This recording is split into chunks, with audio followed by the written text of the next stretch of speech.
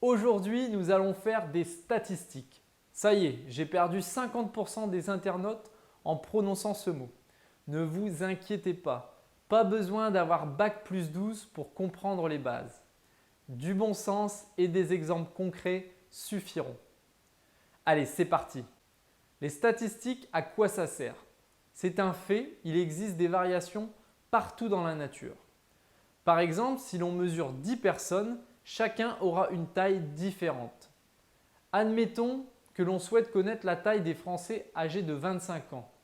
Il serait beaucoup trop long de mesurer individuellement chaque personne. On va plutôt utiliser ce qu'on appelle un échantillon, c'est-à-dire une portion représentative de l'ensemble de la population.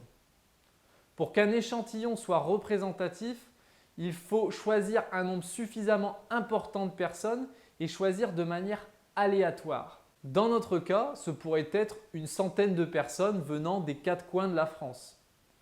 L'intérêt des statistiques, il est vraiment là. C'est que l'on va pouvoir tirer des conclusions à partir d'un échantillon alors que l'on n'a pas toutes les données à disposition. Si on place sur un axe horizontal la taille de chaque individu et sur l'axe vertical le nombre de personnes, une fois que tout le monde est placé, l'ensemble de la population est représenté par l'aire sous la courbe, qui a une forme très caractéristique qu'on appelle la courbe de Gauss. Lorsque la répartition des données est telle, on dit qu'elle suit une loi normale. Cette courbe est caractérisée par 3 valeurs, la moyenne, la dispersion et l'écart type. La moyenne, notée X bar, représente le centrage de l'échantillon. Pour la calculer, on additionne chaque mesure puis on divise par le nombre de mesures.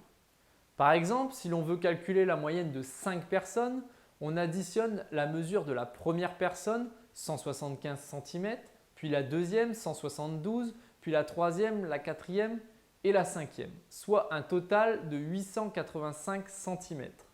Et on divise par 5, soit une moyenne de 177 cm. La dispersion, c'est encore plus simple puisque c'est l'écart entre les valeurs extrêmes. Pour la calculer, il suffit de faire la différence entre la personne la plus grande et la plus petite. Ici, la personne la plus grande mesure 1,81 m et la plus petite 1,72 m, soit une dispersion de 9 cm. L'écart type sert à mesurer la répartition des données. Est-ce que les échantillons sont proches ou éloignés de la moyenne? On utilise souvent l'écart type parce qu'il a l'avantage d'être plus précis que la dispersion, parce qu'il prend en compte l'ensemble des données et pas uniquement le maxi et le mini. L'inconvénient, c'est qu'il est moins simple à calculer. Graphiquement, l'écart type, c'est la distance entre la moyenne et le point d'inflexion de la courbe, qui correspond précisément à 34,1% de la population globale. Si votre échantillon est inférieur à 30 valeurs, voici la formule de l'écart type.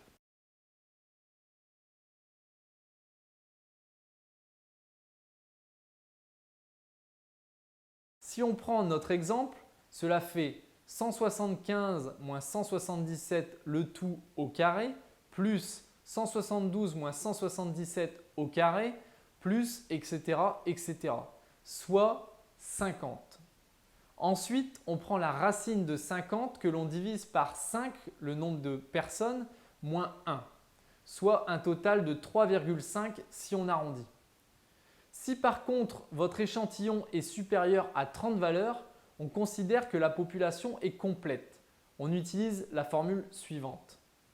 Notez la différence d'écriture, moins de 30 valeurs, notez S, plus de 30 valeurs, notez sigma.